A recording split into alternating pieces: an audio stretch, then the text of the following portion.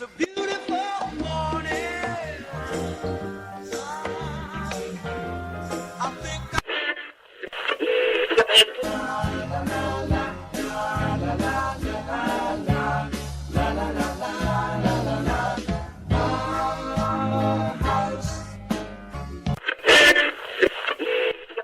we were made to be courageous.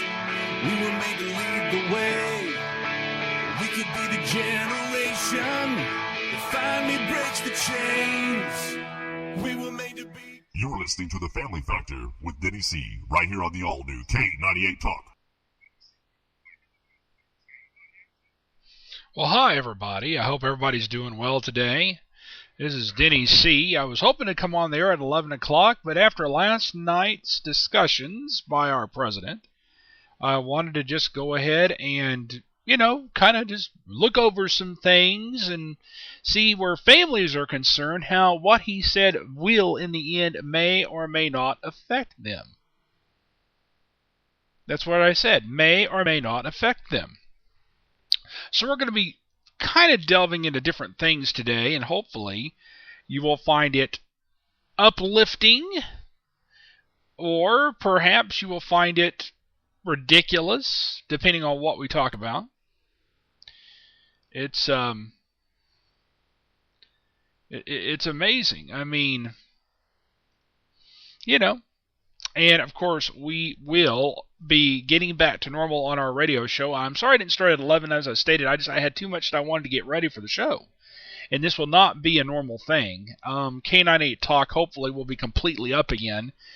We had some people hack and shut the servers down, and I feel for our person who does K98 Talk. He's a great man, and hopefully things will get back to normal because it's not just K98 Talk that went down. 101 FM went down.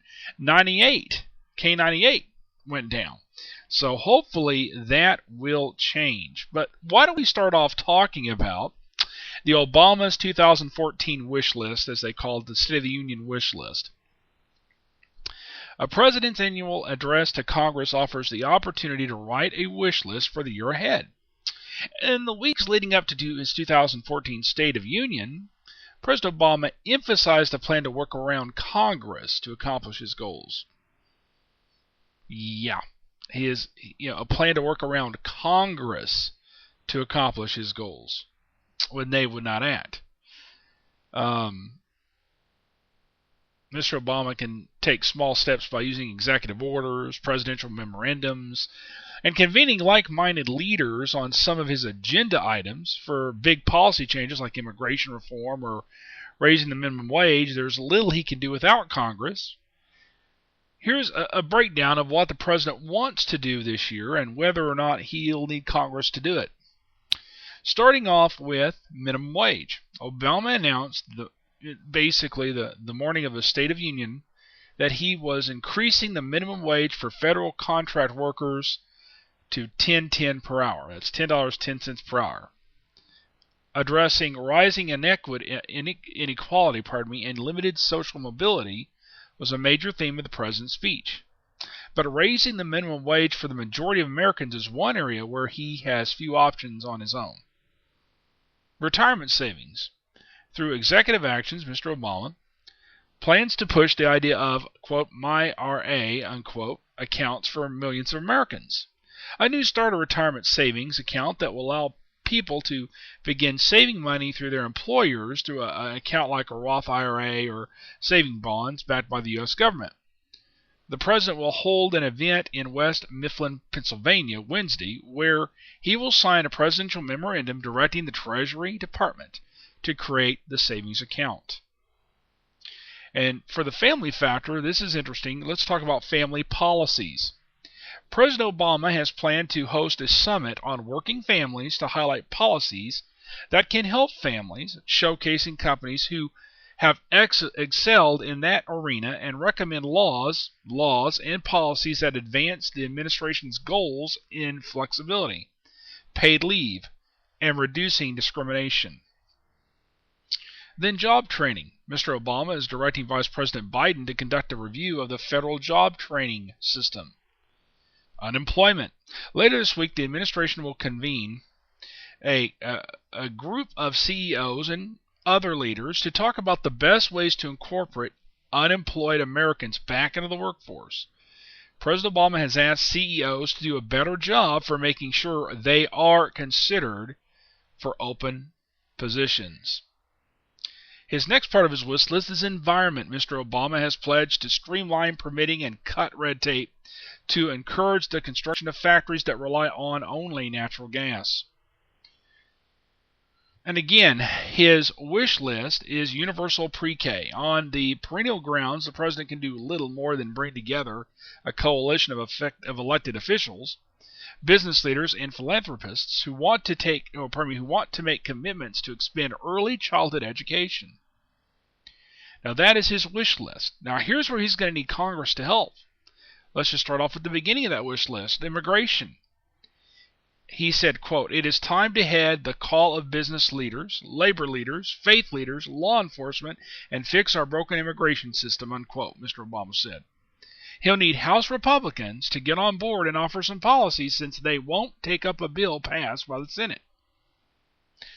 Again, where he'll need Congress's help is extending emergency unemployment benefits. He said, quote, "This Congress needs to restore the unemployment insurance you just let expire for 1.6 million people," unquote. So Mr. Obama said that in his speech, highlighting guest Misty DeMyers, a wife and mother who lost her job to budget cuts last week or just a week after buying her house. Giving these hardworking, responsible Americans that chance, they need our help, and more important, this country needs them in the game, he said. An extension of the benefits which expired at the end of December is currently stalled in Congress. Okay, the Earned Income Tax Credit. The president wants to expand this tax break to cover single Americans who don't have children because he argues it will help reduce inequality and allow people to climb the economic ladder. Now, notice again, the president wants to expand this tax break to cover single Americans who don't have children. Interesting. Tax reform. He said, "Both Democrats and Republicans have argued that our tax code is riddled with wasteful, complicated loopholes that punish business investing here and reward companies that keep profits abroad. Let's flip that equation. Let's work together to close those loopholes and those incentives to ship jobs overseas and lower tax rates for businesses that create jobs right here at home," unquote, Mr. Obama said in his address. Now, Republicans want to reform the tax code as well, but they are more interested in ways to lower rates for individuals and businesses. Okay, back to the minimum wage, he had said. In addition to his plan to raise the minimum wage for federal contract workers, Mr. Obama wants to see a higher minimum wage for all Americans. He'll kick off his post-State of the Union travel with the trip to Costco in Lanham, Maryland, which he already has. It started today already. And in his speech, he praised companies like the wholesaler for embracing higher wages as a way to increase productivity and reduce turnover. Quote, "This will help families. It will give businesses customers with more money to spend. It does not involve any new bureaucratic program," he said. Unfortunately, House Speaker John Boehner of Ohio, Republican Ohio, believes it's a bad policy that will hurt the people Mr. Obama is trying to help. Manufacturing. Mr. Obama has pledged to expand a network of hubs for high-tech manufacturing, but said he could create more and therefore spur more job growth if Congress backed the program. Concerning trade, the president is seeking what is known as, quote, trade promotion authority, unquote, which would allow him to get a faster up or down vote to finalize trade deals before negotiated in Europe and Asia.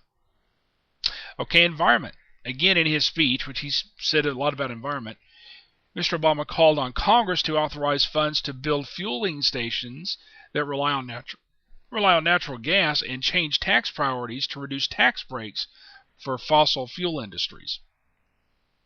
Okay, the next one, investment in universal pre-K. Here's another area where further federal investment will require Congress to use its power of the purse. And then we look at Guantanamo Bay. Congress eased restrictions on transferring detainees out of the military prison in most recent defense authorization bill. But the president would like them to go further and remove all remaining restrictions so he can close the prison. And then that gets us to Iran. Here, or Iran, as some people may say, here's something President Obama doesn't want Congress to do: pass new sanctions against Iran. He argues the fresh sanctions will undermine a 6-month deal with Iran to halt its nuclear program in exchange for limited sanctions relief, and in the possibility of striking a long-term deal with the Middle East nation. The sanctions that he said the sanctions that we put in place helped make this opportunity impossible, but let me be clear: if the Congress sends me to a new sanction bill now that threatens to derail these talks, he says, I will veto it. So that is basically the wish list that we heard last night on the State of the Union speech.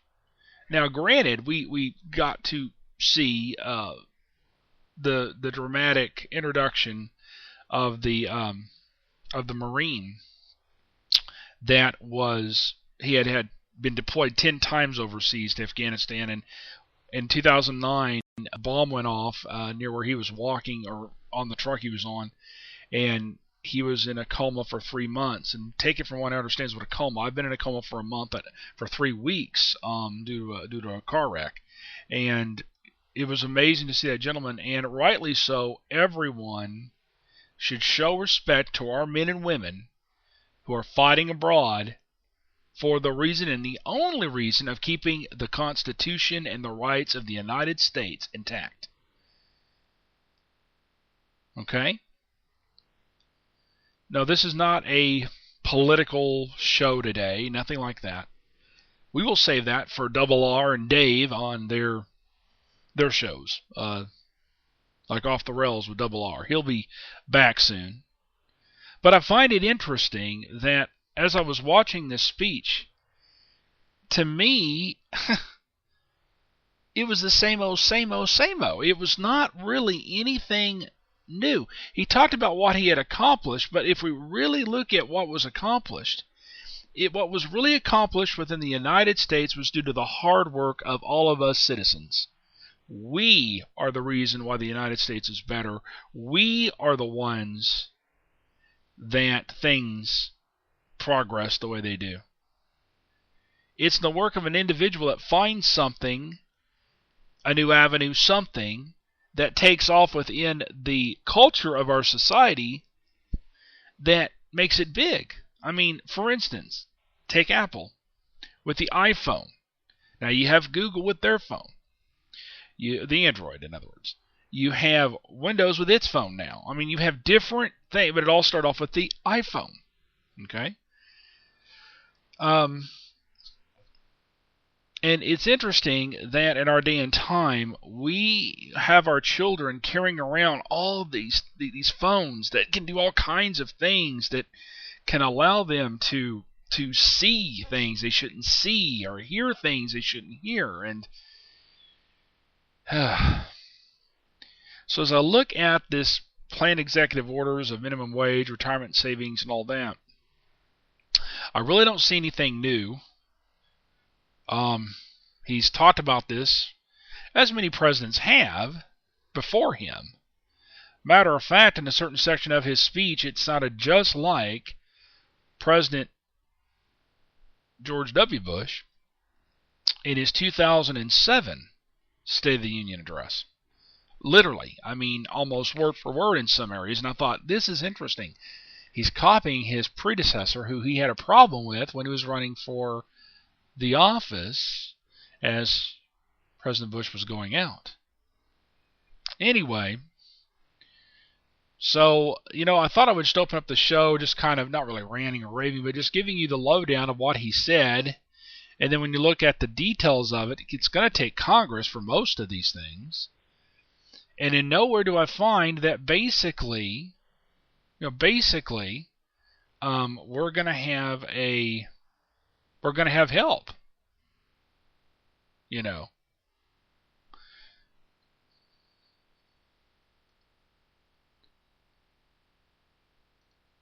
We're not going to get any, which I do not understand. It amazes me when these things happen. Apparently we may have gone off the air, and I apologize if we did just for a moment. But it amazes me that these things happen like this. It does.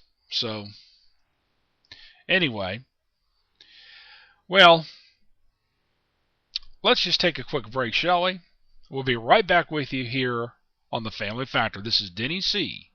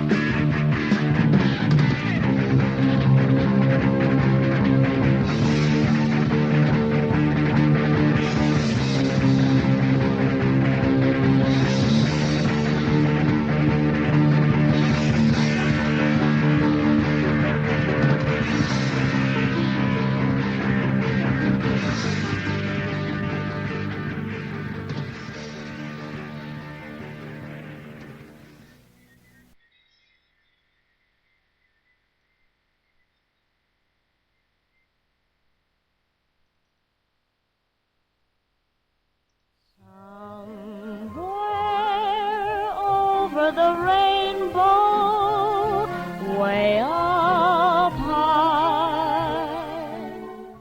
Welcome to the Family Factor, everybody, and this is Denny C. And I recall the day that I went out on my front yard back in May 20th of 2013, and I looked toward the Moore area, and I could see that funnel south of where I live, and it wreaked havoc on that day. It caused 23 fatalities, 367 injuries, over $2 billion estimate in damages for an EF5 tornado. Well, today we have the authors of a book called Winds of Change. We're going to visit with them, and this is a way of giving back to the Moore community in the needs that they have. So please, tune in to The Family Factor with Denny C and others. Somewhere. Well, that's going to be something coming up very soon. We had a previous interview with the various authors of the Winds of Change, several months ago.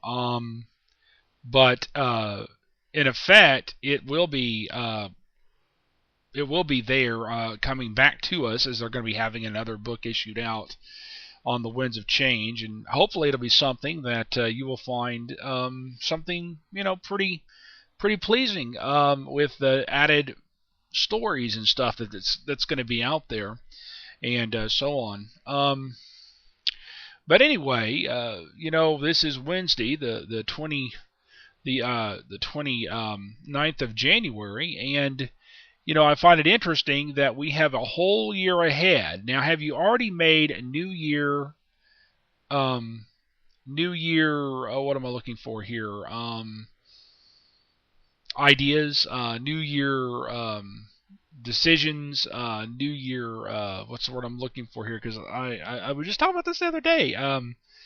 Goals, New Year goals that you're going to accomplish many different things, whether it is your eating habits, your weight, your health, your smoking, if it's an issue of drinking, if it's an issue of having a bad attitude, maybe needing to go to anger management classes, closer to the Lord if you've not been with the Lord as you should be, studying with the Lord's Word every day, just whatever the issue is. Did you make any year goals? Well, here at the Family Factor, we're going to be covering a lot of material, especially as we get into those running for office this year, and a lot of different bases. We're going to be hopefully asking and having interviews with different candidates running for office, and from a family perspective only, not any other way.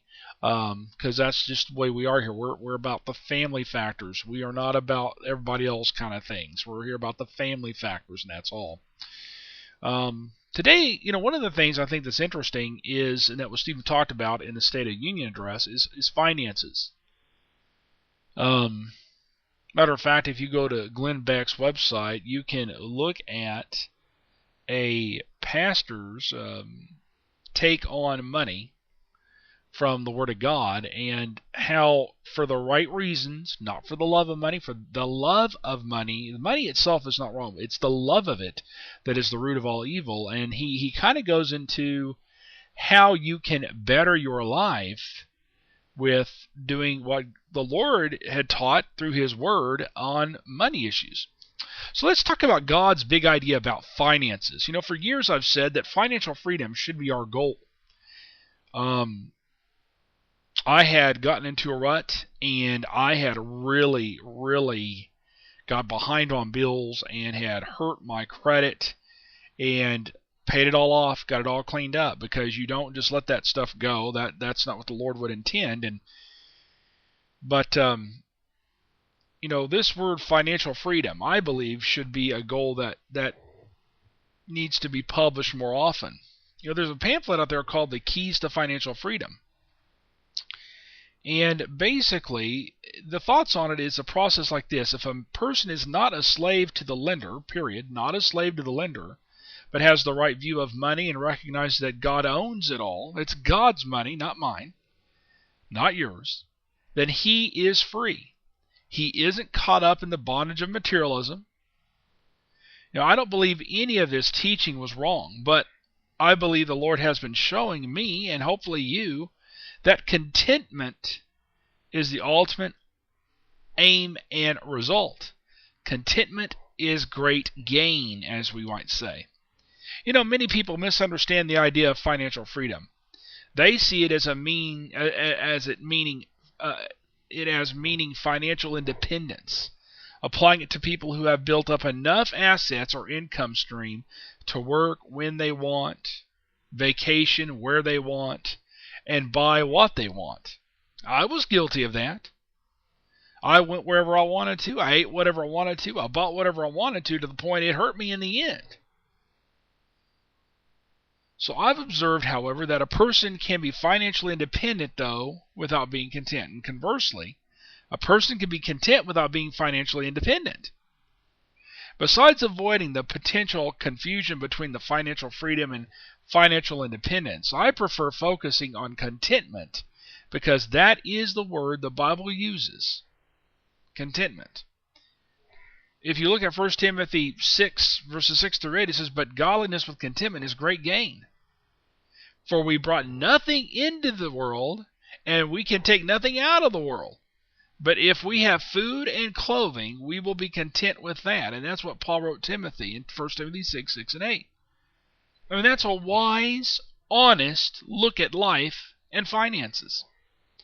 The Hebrew writer in Hebrews 13 and 5 said, "Keep your lives free from the love of money, and be content with what you have, because God has said, 'Never will I leave you, nor will I forsake you.'"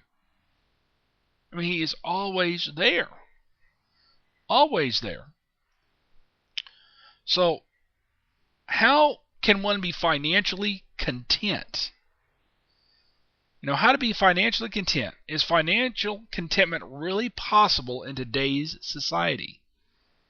A society where we are constantly bombarded with limited options and always, how many times do you get phone calls and the stuff in the mail about, "Hey, we got a new credit card for you. And if your credit's not that good, we got a little bit of a different kind of credit card. You just give the money in there and you can use it as you want, and then boom, you earn $1,000 to actually charge, and look at what you do."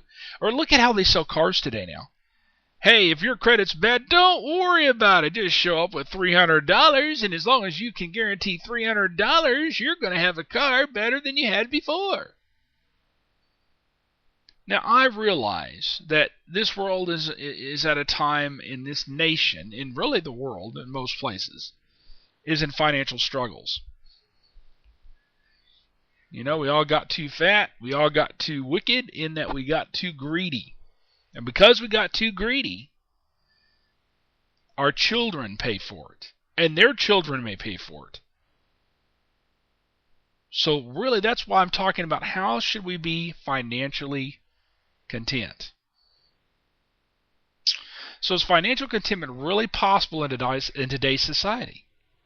A society where we are constantly bombarded with limited options. A society where we are constantly told we will never be happy unless we have the latest invention, the newest technology, the biggest screen TV. And before we consider those questions, let's define the term.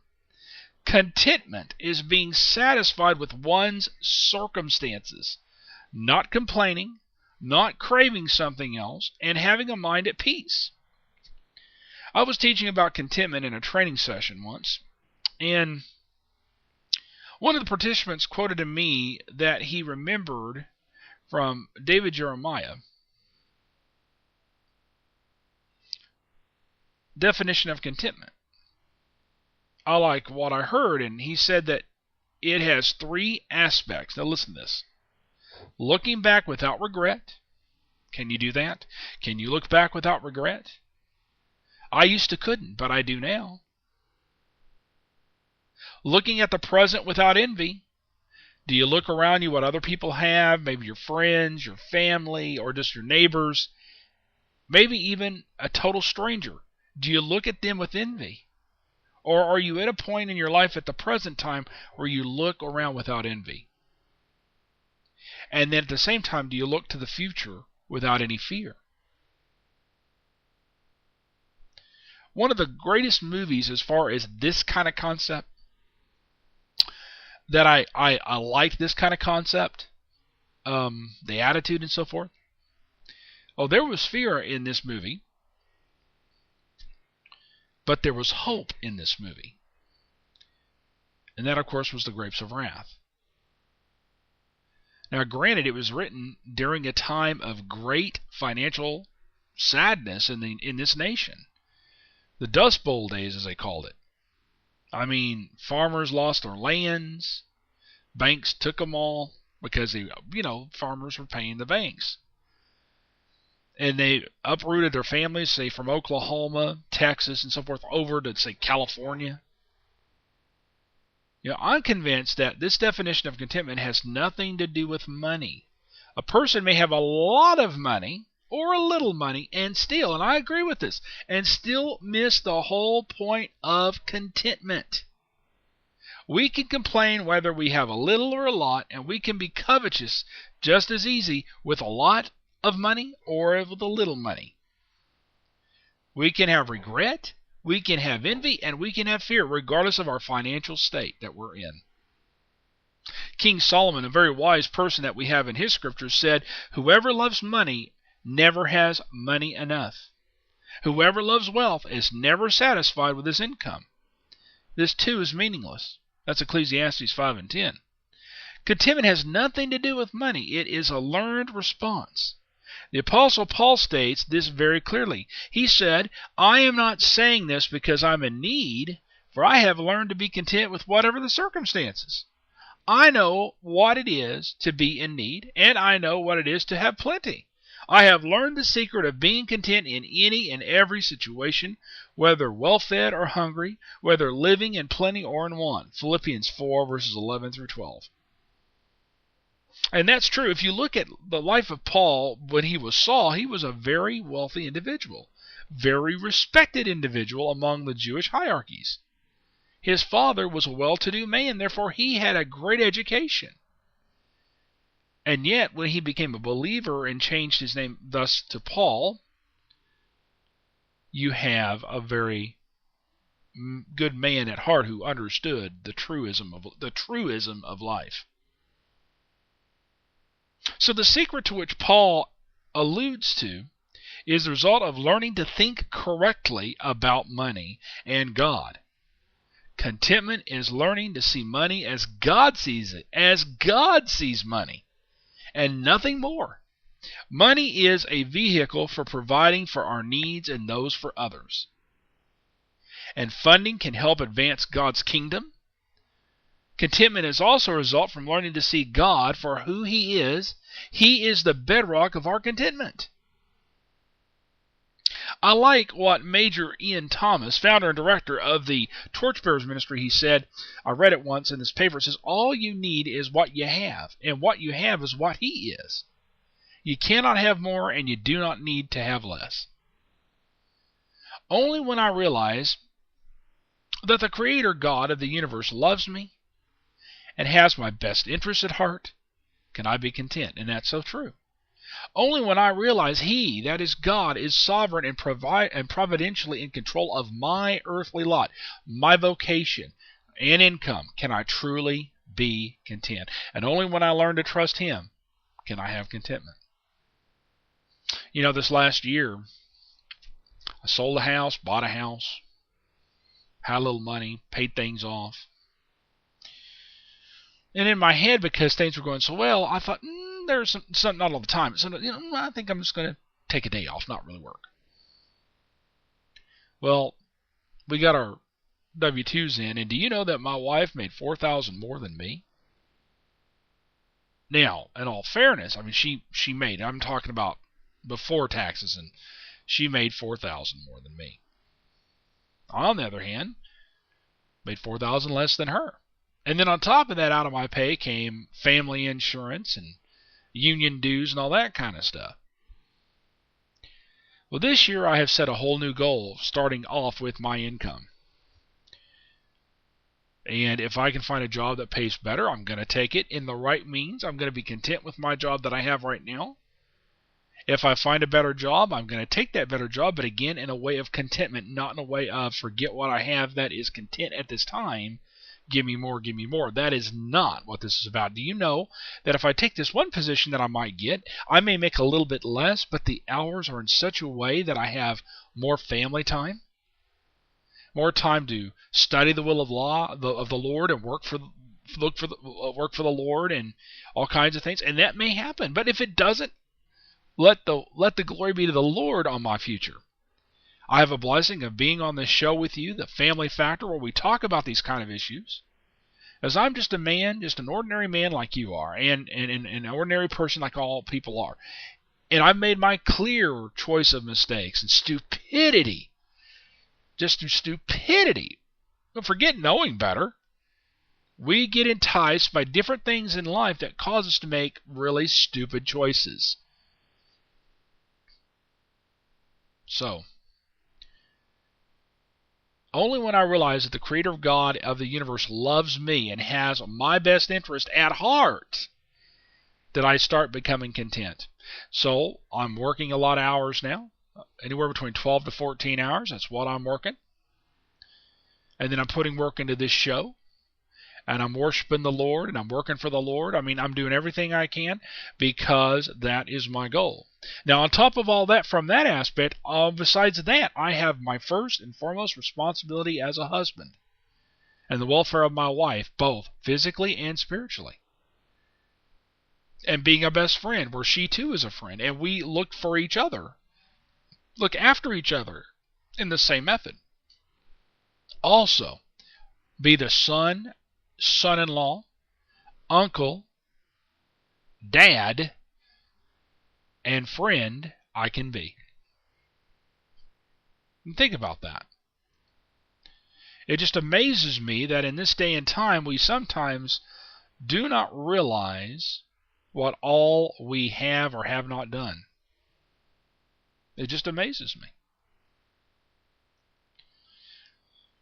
Well, looking on into this, only when I realize those things, I look at the idea that contentment really is a spiritual issue. It is not the amount of money issue. And so many people, very religious, loving people, get the messed up idea. They think it's about the amount of money that gives them contentment, when contentment really is of a spiritual nature, a spiritual issue. God is always there and never changes. He is consistent and stable. You can trust Him, but can you say the same about money? If the Lord is always there, He is always consistent, He changes not. Can you say that about this little piece of paper that's green called money? Or let's say worse, the credit cards? No. In Proverbs 23, 4 through 5, it speaks to this when it says, "Do not wear yourself out to get rich. Have the wisdom to show restraint. Cast but a glance at riches, and they are gone. For they will surely sprout wings and fly off to the sky like an eagle." Notice that. So how contented can I be in something that just simply flies away?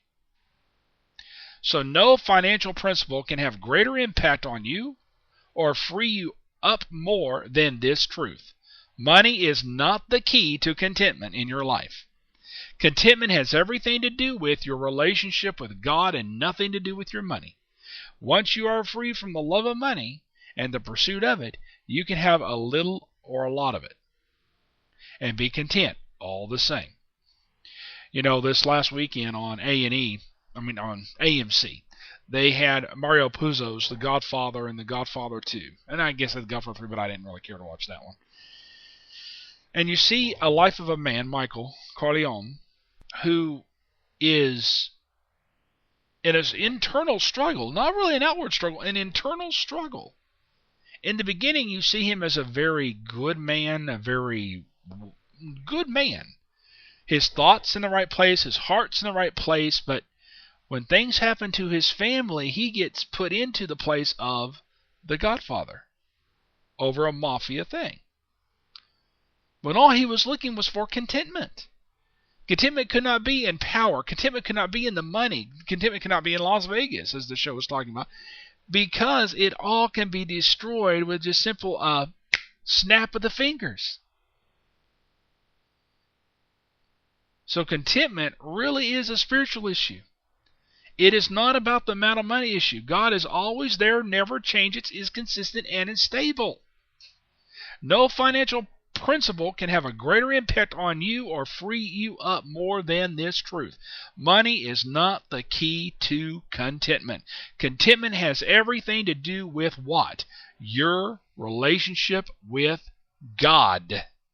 Nothing to do with your money. And once you are free from the love of money, money itself is not, it's the love of money that's the root of all evil. And in the pursuit of it, you can have a lot or a little and be content all the same. At that point, you have learned the secret to contentment. It's not just the families struggle to make ends meet who wrestle with this.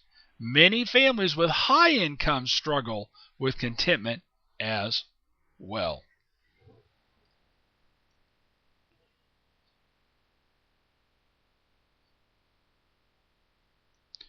Did you ever think of that?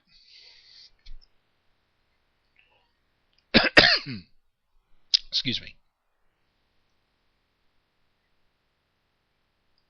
Interesting, huh?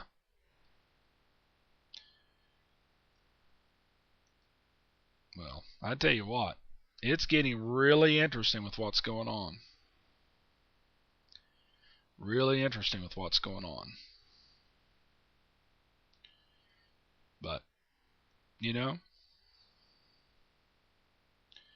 all we can do is just simply continue to move forward. And hopefully in the end, you will find contentment. For in finding contentment, in the end, you can basically have a far better situation in life. I mean, I realize that there are times that we have struggles, not because we want to have those kind of struggles. It's just the way things are, you know? But anyway, well, this is Denny C. We're going to take a moment for just a minute and take a break. We'll be right back with you here on The Family Factor. Hi, this is Denny C. for The Family Factor, praying that this new year will bring more strength, joy, hope, and love to you and your family. This show is about looking deeply into the modern-day issues that affect your family and mine. So please tune in each weekday here on K98Talk.com, and I hope you'll get some answers to the factors within your family.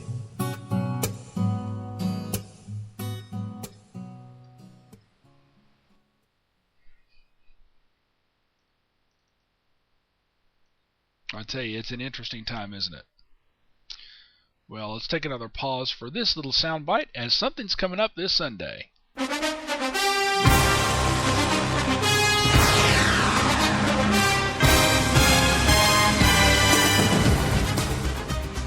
Well, we have now what's coming is the Super Bowl between the Denver Broncos and the Seattle Seahawks.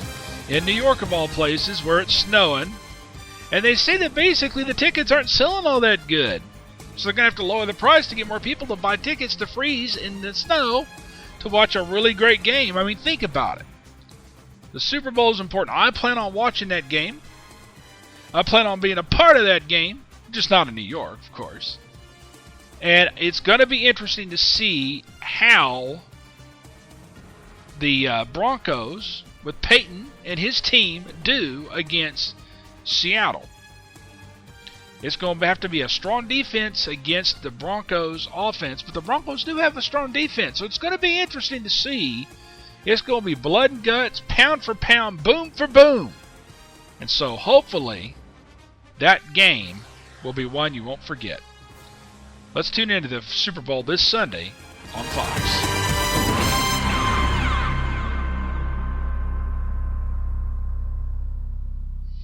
Okay, we are all back again. We're talking about different kind of things that have to do with money, how to be financially stable in our lives. So, what does financial contentment look like? You know, what does it look like? The starting point for financial contentment is simply living with one's income. Do you do that? Do you live within the means of what you currently make? And how we handle what God has given us will indicate whether we have financial contentment or not. As I've spoken in various various shows in the past about finances, I've met many families who are content to live in modest houses, drive older cars, and enjoy entertainment at home. I mean, for instance, right now it's probably already on. If it didn't start at 12, it starts at 1. It is Dave Ramsey. I love his show. I've been to his university in Houston once. I bought everything of Financial Peace. It's just common sense to how you live within your finances. And it's those people that follow after the same trade Dave does that do drive the older cars. My car is 10 years old. My Honda Pilot. I love it. My wife, she bought me new tires for Christmas. I just love her to death. You know, it's a 10-year-old car. It's about to have 150,000 miles on it. That means if you take out 10 years on that, that's 15,000 miles a year. It is 10 years old. It's starting its 11th year now as we speak. It's a 2004 model. Has all the bells and whistles. Paid cash for it. Did not do that pay it out thing. Nope. But it cost $41,000 when I bought that car. Oh, it has all the leather seats, the air in the front and the back, and it's like being in a house. It's got one of those things you can set the temperature you want it to be, and it comes on, it goes off. It's got the DVD player. It's got the whole 9 yards in it, and it's 10 years old, and I love it. And although I and my wife may occasionally, depending on the kind of movie it is, because you got to be careful these days, we pretty much stay at home.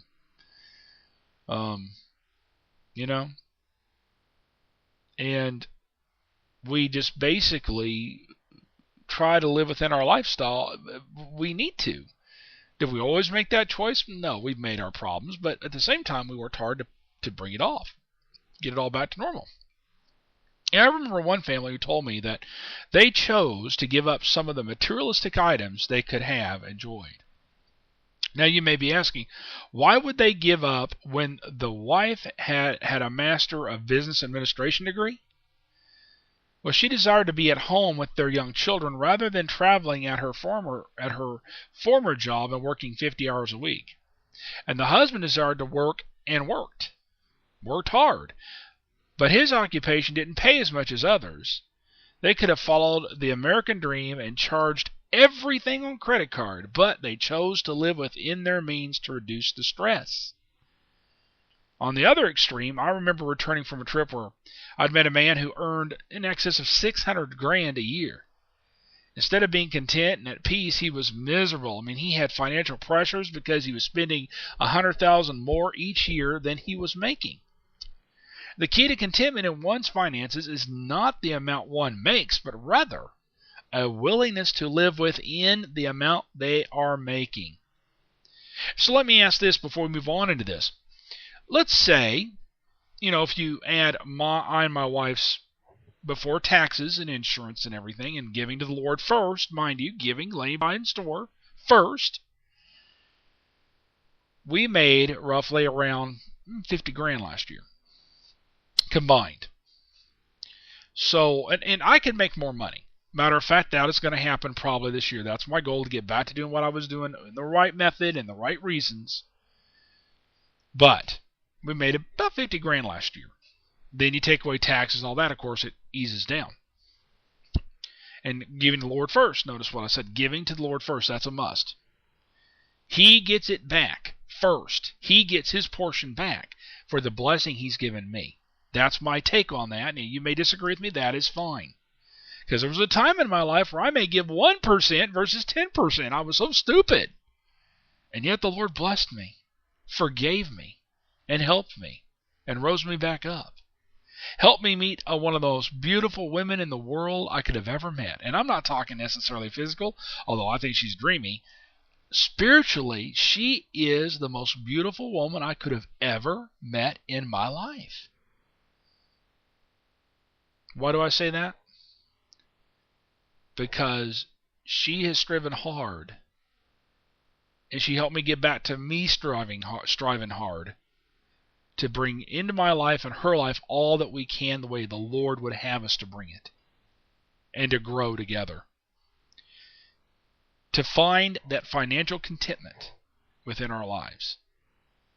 On other extremes, I remember returning from a trip where that man was. Now, recently, I was speaking to different men at church and asked them how many of them were making twice what they were making 10 years ago. Every hand among them went up, and I then asked, them another question. If 10 years before that they had been asked, would you be content if you were making twice what you're making now? Would you have answered yes? Now think about this. I'm talking to you now over the radio.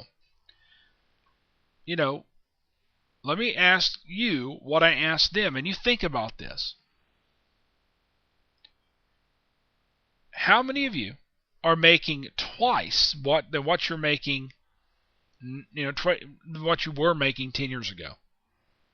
And if we were in person, would you say me or your hand go up? And if it does, then let me ask you, would you have been just as content with what you were making back then and what you're making right now?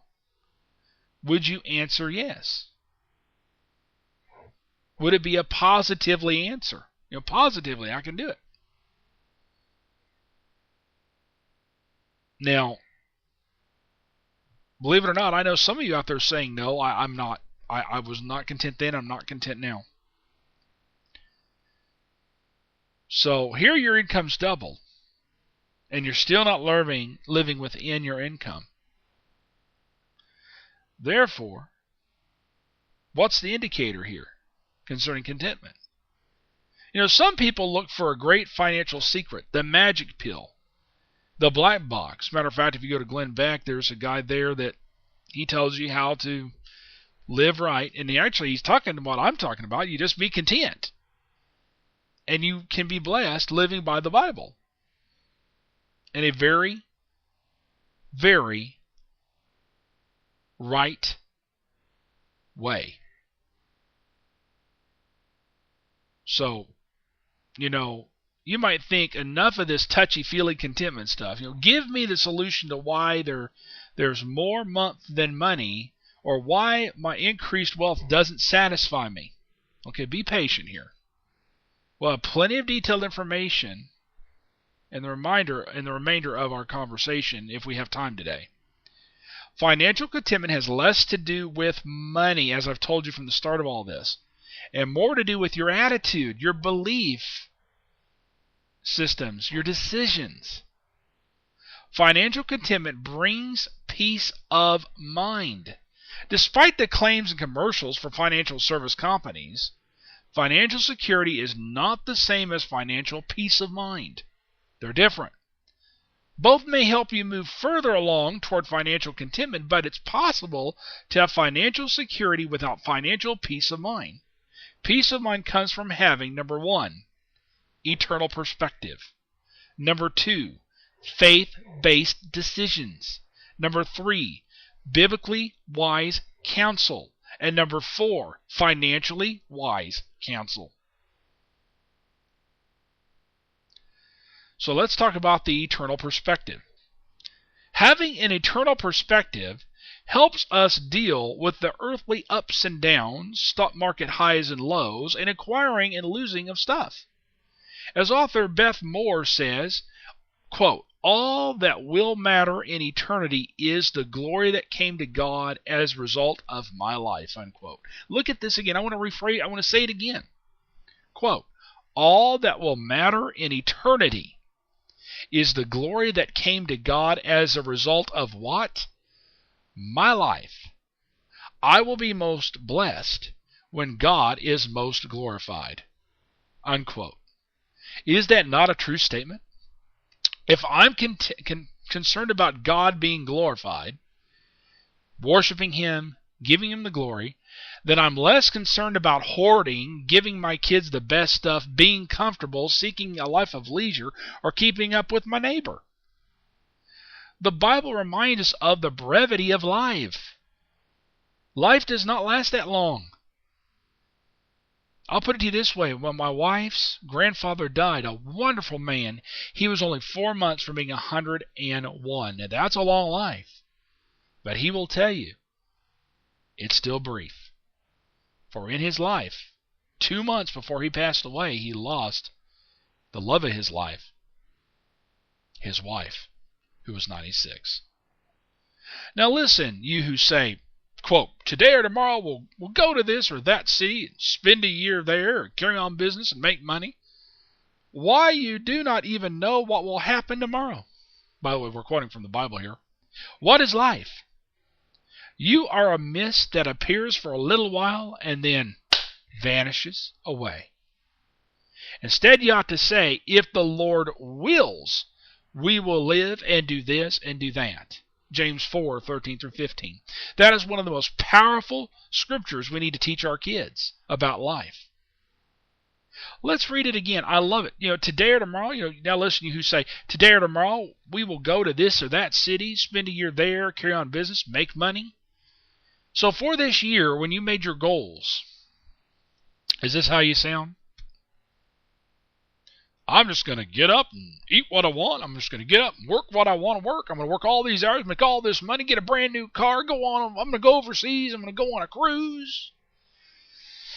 I'm going to get me a new woman. Or a woman say, I'm going to get me a new man. Without considering the brevity of life. And really where our thoughts ought to be when we make any decisions. For in the same text it says, you ought to say, if it is the Lord's will, I will be able to do thus and so. If it's the Lord's will. In other words, we're talking about making faith-based decisions. I've been reminded in my recent daily studies of how faith is so vital to our relationship with God. If I'm exhibiting faith, then I'm pleasing God. If I'm pleasing my God, then it's easier to be content with my physical and financial position. As the Bible reminds us in Hebrews 11:6, without faith it is impossible to please Him, to please God. Because anyone who comes to Him must what? Number one, believe that He is. That is, that He exists. And that He rewards those who diligently, that is, earnestly seek Him. It takes faith to give a substantial amount to your church or ministry. Faith is involved in launching a new career or business. And it takes faith to give up immediate gratification now and invest for the latter. So if you're about to do something because you want praise now, you want gratification now, let me be a friend to you over the air here. Forget it. Just forget it. Because what if it doesn't turn out that very way you're thinking here? Are you really planning, if you're starting a business, going on a vacation, changing jobs, changing homes, are you really thinking, if the Lord wills, I will be able to, I will accomplish, I will start, I will build, thus and so? Remember, without faith it is impossible to please the Lord. And as the scripture says there in Hebrews 11:6, but anyone who comes to Him must believe that He is, and that He rewards those who diligently, that means earnestly within their hearts, diligently seek Him. And so faith is involved in launching all these things that I'm talking about for this year.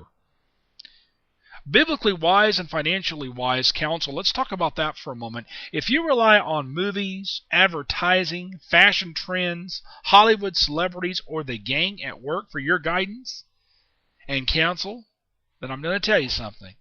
In the end of it all, you're not going to be content. You'll be anxious and feeling as if you don't have what it takes to be successful. But as it says in Scripture, seek first the kingdom of God and His righteousness. His counsel, the Bible compares with result of earthly wisdom and heavenly wisdom. For James 3 verse 16, for where you have envy and selfish ambition, there you'll find disorder and every evil practice, because the wisdom that carries from heaven is first of all pure. Then peace-loving, considerate, submissive, full of mercy and good fruit, impartial and sincere. Notice that for where you have envy and selfish ambition, there you'll find disorder and every evil practice. So are you living like that due to envy and selfish ambition? Or are you going to be a wise person and live by wisdom that comes from heaven?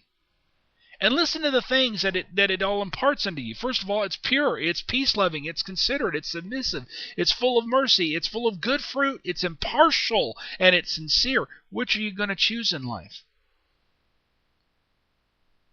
I mean, I love the King James Version of 2 Timothy 3:16. For all Scripture is given by the inspiration of God. And what is it profitable for there, Paul? And it's profitable for reproof, for teaching, for instruction, for correcting, for instruction in righteousness, that the man of God may be thoroughly furnished, that is, thoroughly equipped for every good work. So are you studying the Word daily? Now, this may sound really cheesy because in our day and time, I'm talking basically another language to you, am I? But do you, on a daily basis, just open up the Word? Just find some kind of Scripture that's going to help you.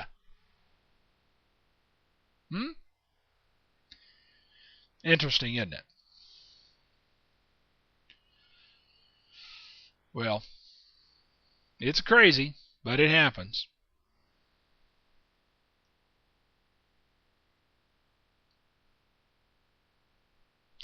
Well, we're going to take a break for just a moment, and we'll be right back with you.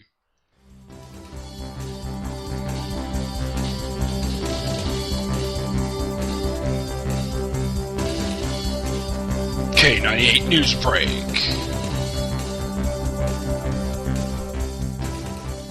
Well, we've been pretty much talking about news anyway that's already going on. I mean, first of all, what's been going on? A lot of snow, a lot of ice, a lot of planes being delayed or not taken off or diverted and all that kind of good stuff. And, of course, last night we had the State of the Union address where everybody on TV is having a field day talking about that and from different aspects of it. And then did you hear about that one unfortunate event with one of the reporters there right after the show? I mean, probably right after the State of the Union address. Sorry about that. Where he brought up something that this guy running for office had been doing that may not look really good. And do you know that guy, that senator, I mean, you can look this up yourself, but that senator threatened to throw him over the cliff of that thing? And that would have killed him if that had happened. I mean, come on, get real, right? I mean, I cannot, but let's see. Let's look into that real quickly here, because I thought that's interesting. Let's hear. I'm going to go to my news source on this one. Let's see here. Okay, so let's see if we have it in here. Let's go up here to here. Maybe it's right here. Let's go down here. Here it is. Representative Grimm. Let's look at this. Grime or Grimm, whatever his name is. Representative Michael Grimm, a Republican of New York, has personally apologized to a reporter after getting, let's see here,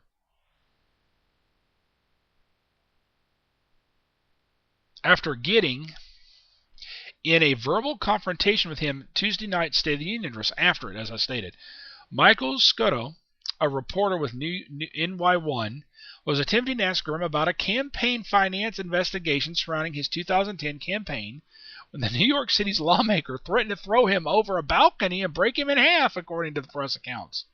I mean, actually, they were taping it, literally videotaping this when it happened. And here's what he said. He says, "I was wrong. I shouldn't have allowed my emotions to get the better of me and lose my control."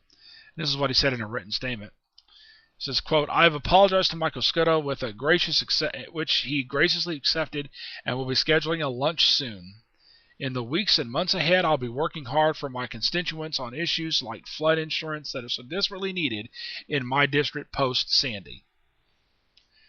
The video of the incident quickly went viral Tuesday night. After video aired, NY1 political director Bob Hart tweeted that Grime, I can't remember how his name is stated, specifically had threatened to throw Scutto off the balcony and onto the Capitol Rotunda. And Grimm stated later Tuesday that he was extremely annoyed at Scutto for taking a disrespectful and cheap shot at the end of an interview. Quote, I verbally took the reporter to task and told him off because I expected a certain level of professionalism and respect, especially when I go out of my way to do that reporter a favor. I doubt that I am the first member of Congress to tell off a reporter, and I'm sure I won't be the last. Unquote. The Republican-controlled House Ethics Committee said in November that Grimm is being investigated for possible campaign finance violations by soliciting and accepting prohibited contributions, which might have resulted in false information being included in campaign finance reports. Among the allegations is that Grimm improperly sought assistance from a foreign national by soliciting contributors in exchange for offering to use his official position to assist that person in getting a green card, according to the committee. Interesting, huh? So, I just thought that was interesting. They were showing it last night. So, this guy, he may have a problem, then again, he may not, depending on how powerful he is in that area that he lives in. So, well, today we've talked a lot about finances and the attitude we ought to have and how contentment really comes. You will not be content by making all the money in the world. It's nice to have all the money in the world, but once you can do everything you want, you're just going to get bored with it. So to be content, why don't you just live the Lord's Word? Be the person you ought to be. Help another person. Help them. Well,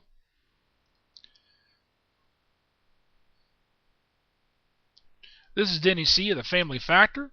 We did last for about an hour today. We thank you for tuning in to the Family Factor as we talked about many things. We're going to be signing off in a minute, but I'd like to play this commercial just one more time for you. Here it is. Hi, this is Denny C for the Family Factor, praying that this new year will bring more strength, joy, hope, and love to you and your family. This show is about looking deeply into the modern-day issues that affect your family and mine. So please tune in each weekday here on K98Talk.com, and I hope you'll get some answers to the factors within your family.